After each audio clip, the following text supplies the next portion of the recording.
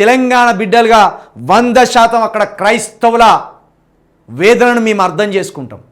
అక్కడ ఉన్న న్యూట్రల్ హిందువుల వేదనను మేము అర్థం చేసుకుంటాం. అక్కడ ఉన్న న్యూట్రల్ ముస్లింల వేదనను మేము అర్థం చేసుకుంటాం. అందుకే మా కేటీఆర్ గారు స్పందించిండు.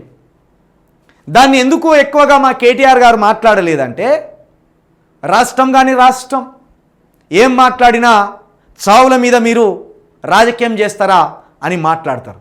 కాబట్టి ఆయన సానుభూతి ప్రకటించిండు.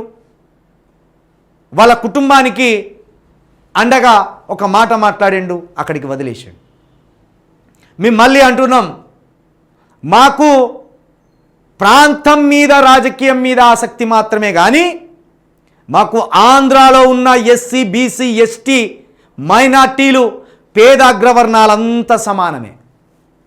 ప్రవీణ్ పగడాల గారి మరణం విషయంలో నిజం వైపు నిలబడుతున్న ప్రతి ఒక్క వ్యక్తి మాకు సోదరుడే. ఈ మరణాన్ని దాచాలని, ఈ హత్యను దాచాలని, ఇందులో నిజాలను దాచాలని ప్రయత్నం చేస్తున్న ప్రతి ఒక్క వ్యక్తి మాకు విరోధే.